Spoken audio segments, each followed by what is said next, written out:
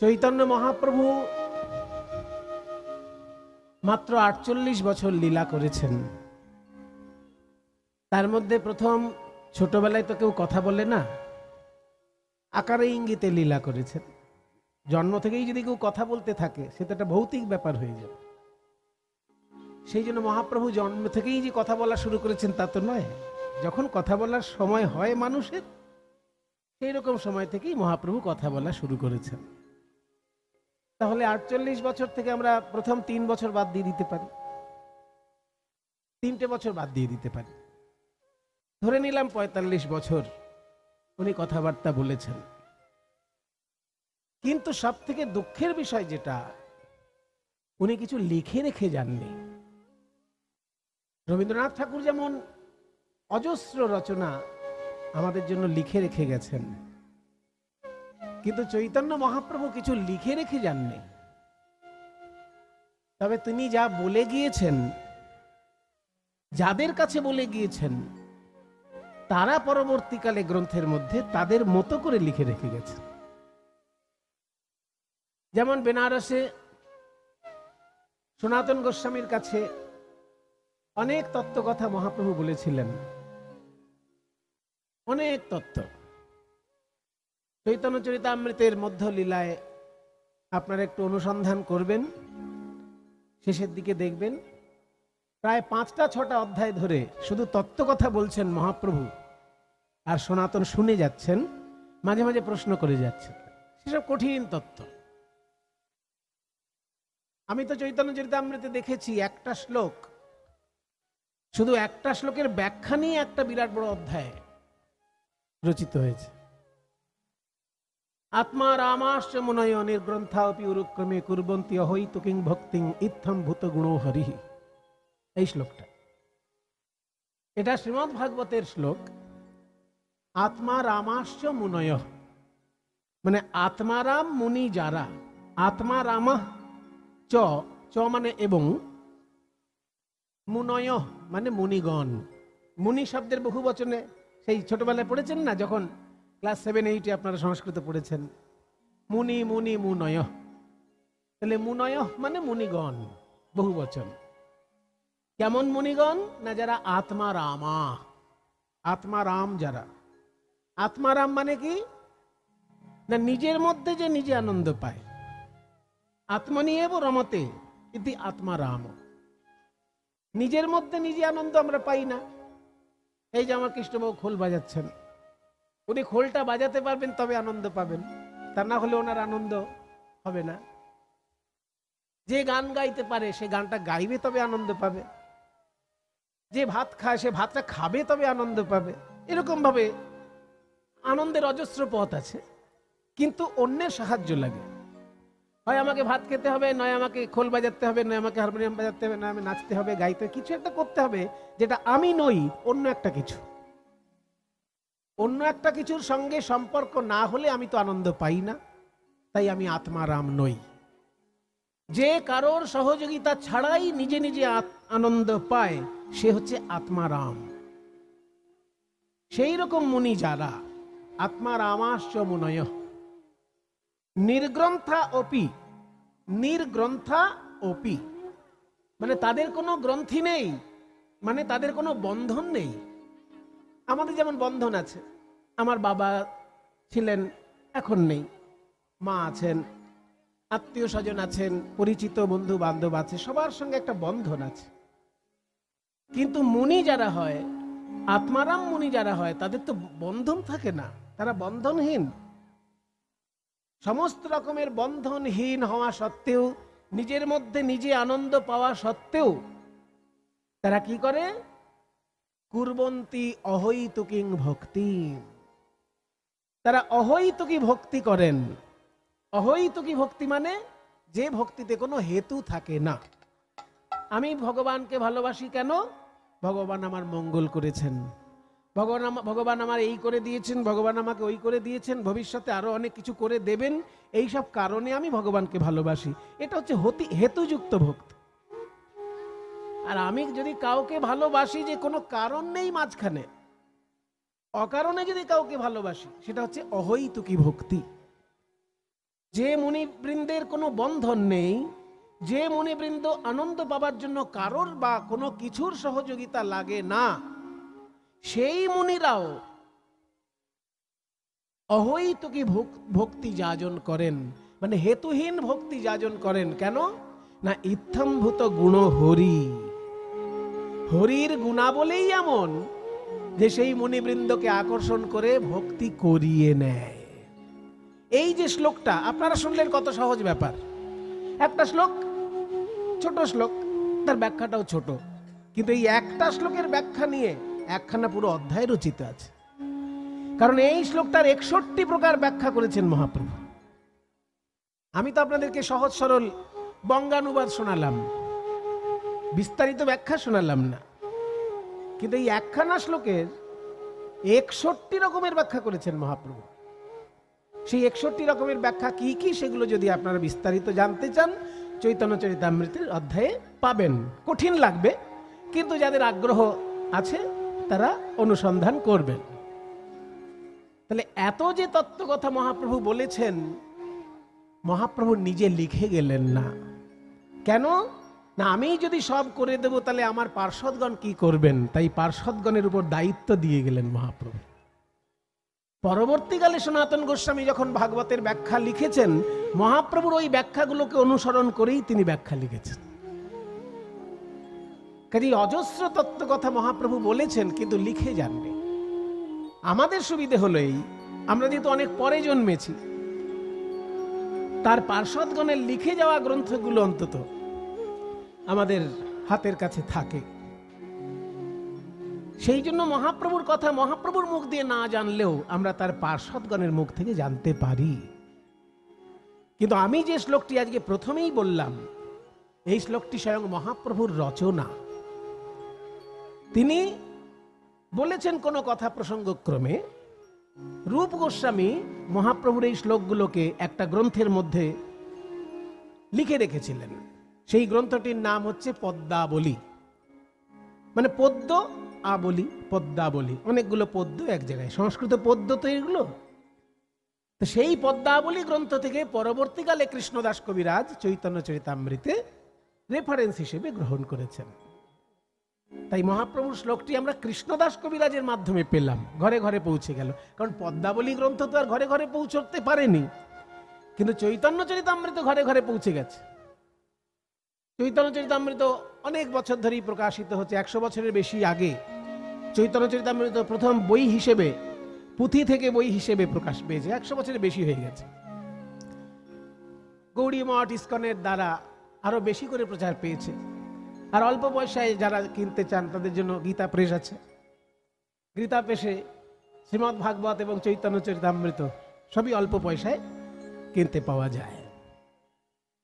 সেইখানে আমরা দেখছি মহাপ্রভু যে 8টি শ্লোক বলে গেছেন, তার মধ্যে একটি শ্লোক আজকে প্রথমে বললাম, নাম নামকারে বহুধা নিজ সর্বশক্তি। ভগবানকে বলছেন গৌরাঙ্গ মহাপ্রভু, হে শ্রীকৃষ্ণ, হে গোবিন্দ, আপনি একজন, কিন্তু আপনার নাম অনন্ত। সুমন ভট্টাচার্য মানুষ একটা, তার নামটাও যদি একটা হয় তাহলে তো অনেকটা সুবিধে হয় না?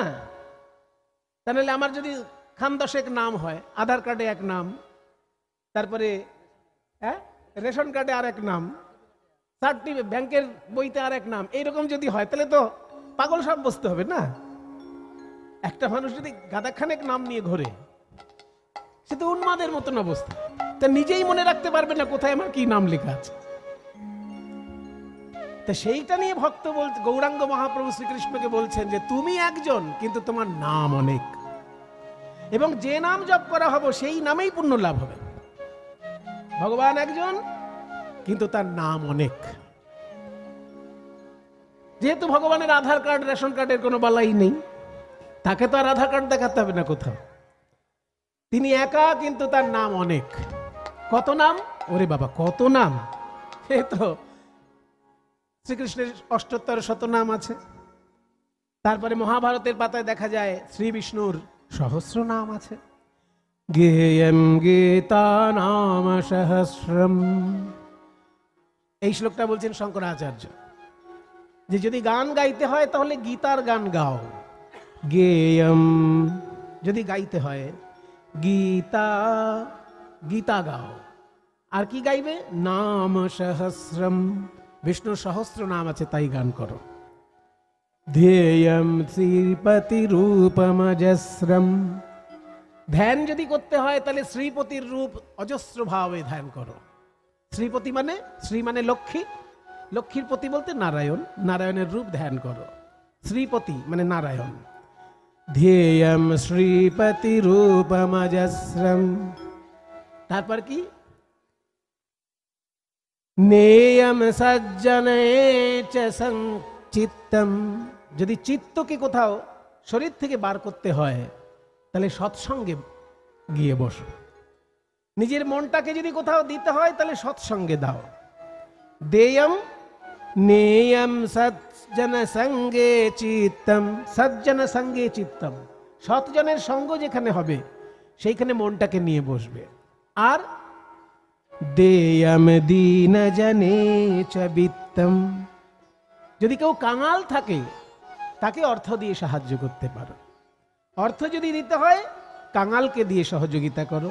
মন যদি দিতে হয় সৎসঙ্গে দাও। ধ্যান যদি করতে হয় বিষ্ণুর ধ্যান করো। আর গান যদি গাইতে হয় তাহলে গীতার বাণী বা সহস্র নাম গাও। তাহলে ভগবান বিষ্ণুর যে 1000 নাম আছেন, একটা ভগবানের 1000 খানেক নাম থাকার কি দরকার? সুমন ভট্টাচার্য মানুষ একটা, তার নাম একটা, আমাদের চিনতে সুবিধে হয়। তাহলে ভগবান একজন, তার 1000 খানেক নাম, এটা একটা অসুবিধের ব্যাপার না? নামই তো মুখস্থ থাকবে না। 1000 নাম মুখস্থ সম্ভব? আমার তো হয়নি আজ অব্দি। আমি পড়েছি বেশ কয়েকবার বিষ্ণু সহস্র নাম পাঠ করেছি, কিন্তু মুখস্থ হওয়া সম্ভব হয়নি। তাহলে ভগবানের নামই তো মুখস্থ হওয়া সম্ভব যদি 1000 নাম হয়। বলে শোনো, ভগবান একজন কিন্তু তার নাম অনেক। কেন জানো? কেন শুনবে? চৈতন্য চরিতামৃতে কি সুন্দর বাংলায় বলছে, অনেক লোকের বাঞ্ছা অনেক প্রকার, তাই কৃপাতে করিলা অনেক নামের প্রচার। বিভিন্ন মানুষের রুচি বিভিন্ন রকমের, সেই জন্য ভগবান এক হলেও তার নাম বিভিন্ন রকমের। ভগবানের নাম যদি শ্রীকৃষ্ণ হয় তার অর্থ কি না? তিনি কর্ষণ করেন বা আকর্ষণ করেন। ভগবানের নাম যদি হরি হয় তার অর্থ কি না? তিনি আমাদের সব পাপ হরণ করেন। ভগবানের নাম যদি গোবিন্দ হয় তার অর্থ কি? গো মানে ইন্দ্রিয়, গো মানে পৃথিবী, গো মানে এই বিশ্ব ব্রহ্মাণ্ডের সব কিছু। গো মানে আবার গরু।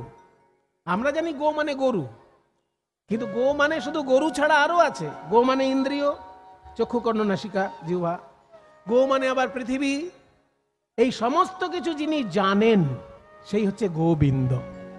গো মানে ইন্দ্রিয় বা পৃথিবী, তার সম্পর্কে যিনি সবকিছু জানেন সেই হচ্ছে গোবিন্দ।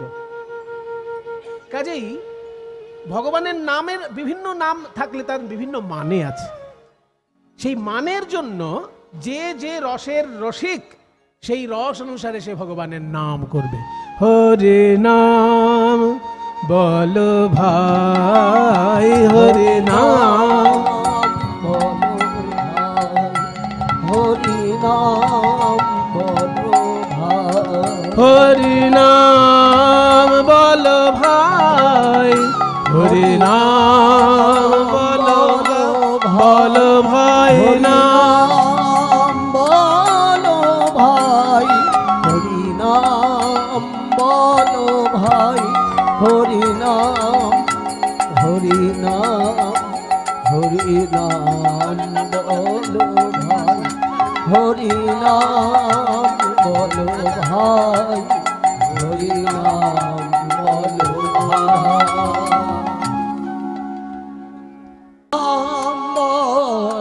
ভাই, হরি নাম বলো ভাই, হরি নাম বলো ভাই, হরি নাম বলো ভাই, হরি নাম বলো ভাই, হরি নাম বলো ভাই, হরি নাম বলো ভাই। নিতাই। আচ্ছা,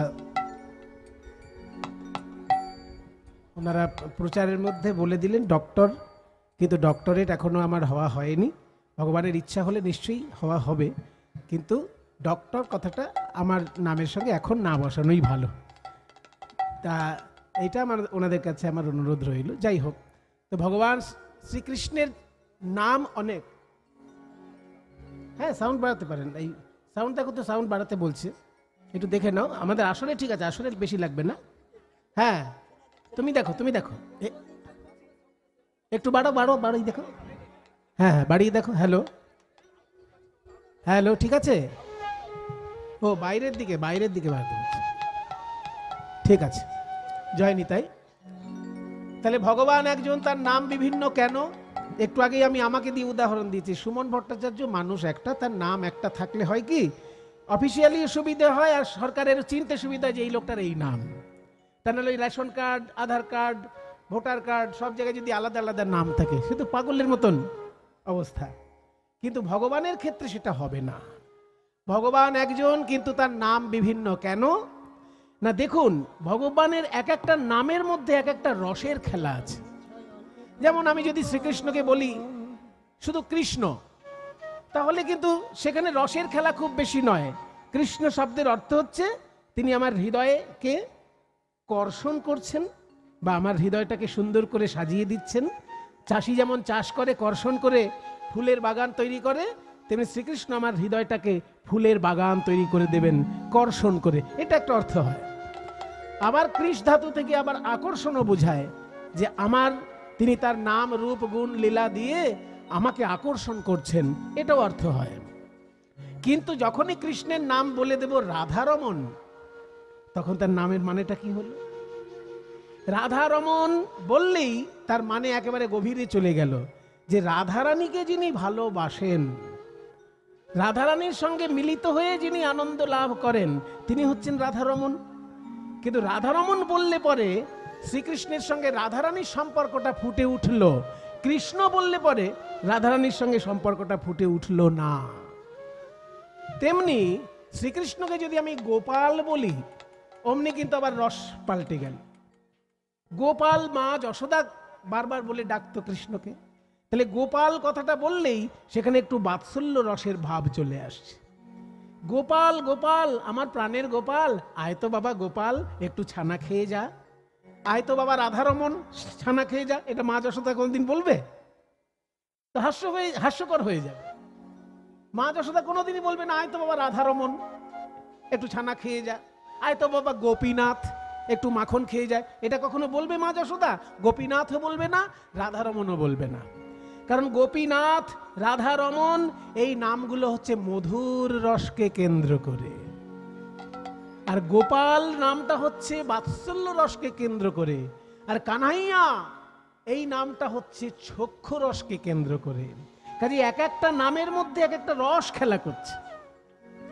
যারা বাৎসল্য রসের ভক্ত তারা গোপাল বলে ডেকে আনন্দ পাবে, যারা চক্ষু রসের ভক্ত তারা কানহাই বলে ডেকে আনন্দ পাবে, আর যারা মধুর রসের ভক্ত তারা গোপীনাথ, রাধানাথ, রাধারমণ বলে ডেকে আনন্দ পাবে।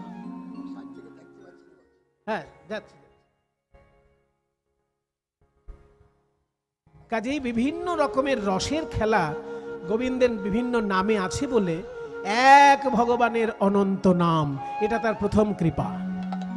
আর দ্বিতীয় কৃপা কি? নাম নামকারি বহুধা নিজ সর্বশক্তি স্তরত্রার্পিতা। নিজ সর্বশক্তি স্তত্রার্পিতা। ভগবান তার শক্তিকে নিজের কাছে কুক্ষিগত করে রাখেননি, নামের মধ্যে দিয়ে দিয়েছেন। এটা দ্বিতীয় কৃপা। আর তৃতীয় কৃপা কি? নিয়মিত স্মরণেন কালঃ। এহেন কৃষ্ণ নাম নিয়মিত স্মরণ করাতে আমার কোনো সময় বেঁধে দিলেন না ভগবান। এটাই তো একটা বড় কৃপা নাকি? মনে করুন যার নাইট ডিউটি, রাত্রির ভোর 4টে পর্যন্ত যে চাকরি করছে বা ভোর 6টা পর্যন্ত যে চাকরি করছে, সে কি রাতের বেলা নাম নিতে পারবে? সে তো ডিউটিতে থাকলো সারা রাত্রির। তাহলে সে কখন নাম নেবে? যখন ঘুম ভাঙবে।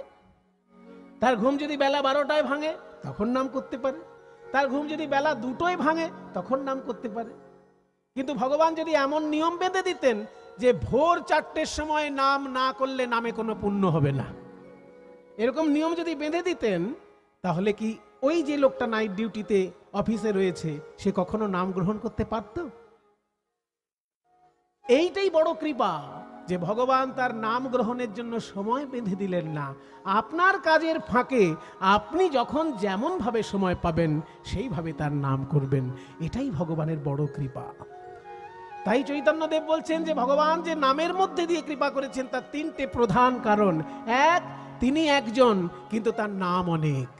2, তিনি তার নিজের শক্তিকে নামের মধ্যে বিতরণ করে দিয়েছেন, ভাগ করে দিয়েছেন। 3, তার নাম জপ করার জন্য সময় বেঁধে দিলেন না, আমার সুবিধে অনুযায়ী আমি ভগবানের নাম করতে পারবো। কিন্তু এত কৃপা থাকা সত্ত্বেও কৃষ্ণ নামে আমার কোনো অনুরাগ হলো না, এটাই আমার চরম দুর্ভাগ্য। এতাদৃশী তব কৃপা, এমন তোমার কৃপা, কিন্তু ভগবান মমাপি দুর্দৈবম, আমারও দুর্ভাগ্য কেমন দেখো। দুর্দৈবম মানে দুর্ভাগ্য, মমাপি মানে আমারও, দুর্দৈবম দুর্ভাগ্য।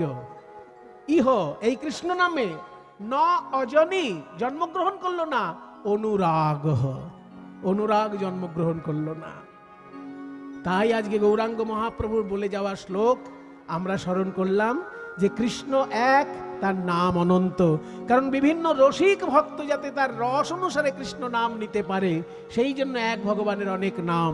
কৃষ্ণ তার নিজের শক্তি শুধু নিজের কাছে রাখেননি, নামের মধ্যে ভাগ করে দিয়েছেন। আর এমন মূল্যবান নাম জপের জন্য কোনো বিধান নিয়ম মেপে দিলেন না, আমি আমার সময় অনুসারে কৃষ্ণ নাম নিতে পারি। তা সেই গৌর সুন্দর আজকে শ্রীবাস অঙ্গনে কৃষ্ণ কীর্তন করছেন। পদকর্তা বলছে দেখো, ওই দেখো অবতার সার গোরা অবতার, কেননা ভজিলি তারে, করি নিরেবাস গেল না তিয়াস, আপন করম ফেরে। অবতারের সার আমার গৌরাঙ্গ মহাপ্রভু, কিন্তু তোমার এমন অবস্থা গৌরাঙ্গ মহাপ্রভুকে তুমি চিনলে না, তার মানে জলে বাস করেও তোমার পিপাসা মিটল না। জলে বাস করে যদি কারোর পিপাসা না মেটে সে তো দুর্ভাগ্য। তেমনি বাংলায় বাস করে কেউ যদি চৈতন্য মহাপ্রভুকে না চেনে সে তো তার চরম দুর্ভাগ্য। কণ্টকের তরু সদাই সেবিলি, কণ্টকের তরু সদাই সেবিলি, অমৃত ফলের আসে। কণ্টকের তরু সদাই সেবিলি, অমৃত ফলের আসে। ও কৃষ্ণদা, আরে এদিকে আসুন। আপনি তো বাবলা গাছের গোড়ায় জল দিচ্ছেন। কেন দিচ্ছি জানেন? বাবলা গাছের গোড়ায় জল কেন দিচ্ছেন? আরে আম ফল, আম পাকা খাবো বলে। পাকা আম খাবেন বলে বাবলা গাছে জল? হ্যাঁ আরে বাবা, বাবলা গাছে জল দিলে শুধু জিলিপির প্যাচ পাবেন হ্যাঁ, আর কাঁটার খোঁচা পাবেন। আম খেতে গেলে আম গাছের গোড়ায় জল দিন। পদকর্তা বলছেন কণ্টকের তরু মানে বাবলা গাছ, যে গাছে কাঁটা থাকে। কণ্টকের তরু সদাই সেবিলি, কেন? অমৃত ফলের আসে। অমৃতের ফল পাবার জন্য তুই কাঁটা গাছে জল দিচ্ছিস, তার মানে কি? বিশুদ্ধ প্রেম হলো অমৃত, আর সেই বিশুদ্ধ প্রেম আশা করে তুমি সংসার রূপী কণ্টক বৃক্ষে জল দিচ্ছ। কণ্টকের তরু সদাই সেবিলি, অমৃত ফলের আসে। মন কণ্টকের তরু সদাই সেবিলি, অমৃত ফলের আসে। আসল প্রেম, আসল অমৃতের গাছ কে? প্রেম কল্পতরু গৌরাঙ্গ আমার, তাহারে ভাবিলি বিষে। প্রেম কল্পতরু গৌরাঙ্গ আমার, তাহারে ভাবিলি বিষে। হার বলিয়া গলাতে পড়িলি, সমন কিঙ্কর সার। ও তুই হার বলিয়া গলায় পড়িলি সমন কিঙ্কর সাপ। মালা মনে করে গলায় যেটাকে পড়েছে, চোখ বন্ধ করে পড়েছে তো বুঝতে পারেনি কি পড়লাম। যেই চোখ খুলেছে দেখে মালা নয়, কাল কেউটে সাপ।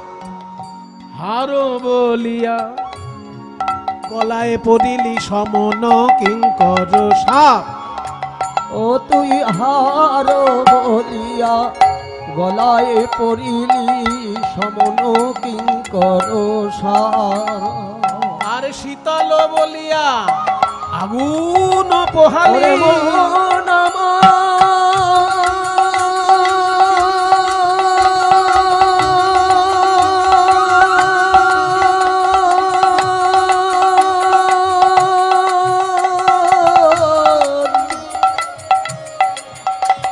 ওরে মন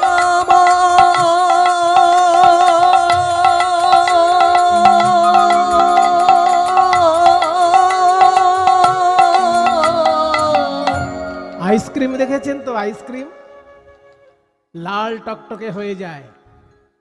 আইসক্রিম চুষে চুষে খেতে ভালো লাগে গরমকালে, কিন্তু আইসক্রিম যেমন লাল টকটকে, লোহার রডকে গরম করলেও কিন্তু ওই রকম লাল টকটকেই দেখায়। এবার আইসক্রিম মনে করে কেউ যদি লাল টকটকে একটা লোহার রড চষে, তাহলে তার অবস্থা কি হবে? আর জীবনে অন্য কিছু খেতে হবে না। শীতল বলিয়া আগুন পোহালি, পাইলি বজ্র তাপ। ও তুই শীতল বলিয়া আগুন পোহালি, পাইলি বজ্র তাপ। উনি আবার কলকাতায় গিয়ে দেখেছিলেন যে মেশিনের মধ্যে বাঁশের কঞ্চি ঢোকাচ্ছে আর রস হয়ে বেরিয়ে আসছে, সেটা গ্লাসে ভর্তি করে লোকে খাচ্ছে। উনি দূর থেকে দেখেছিলেন তো, কাছে গিয়ে দেখেননি। তো দূর থেকে উনি দেখেছেন বাঁশের কঞ্চি ঢোকাচ্ছে মেশিনে, কিন্তু আপনারা তো জানেন ওগুলো বাঁশের কঞ্চি কি? ওগুলো হচ্ছে আখ। আখ ঢুকিয়েছিল মেশিনে আর সেখান থেকে রস বেরিয়েছিল, লোকে খেয়েছে। আর উনি দূর থেকে দেখেছেন আখগুলোকে, দূর থেকে বাঁশের কঞ্চি মনে করেছেন। এবার বাড়িতে এসে অনেক কঞ্চি চিবোচ্ছেন, কিন্তু রস কি আর পাবেন? হ্যাঁ, রস কি আর পাবেন? ইক্ষুদণ্ড বলি কাঠ চুষিলি, কেমনে পাইবি মিঠো। ও তুই ক্ষুদণ্ড বলি কাঠ চুষিলি, কেমনে পাইবি মিঠো। আর সৌরভের আসে পলাশ শুকিলি, মিষ্টি গন্ধ পাবি বলে পলাশ ফুল নাকে শুকলি, গন্ধ তো এলোই না, ফুল থেকে পোকা বেরিয়ে এসে নাকে কামড় দিল। সৌরভের আসে পলাশ শুকিলি, নাসায় পশিল কি। ও তুই সৌরভের আসে পলাশ শুকিলি, নাসাই পশিল কি। সৌরভের আসে পলাশ শুকিলি, নাসাই পশিল কি।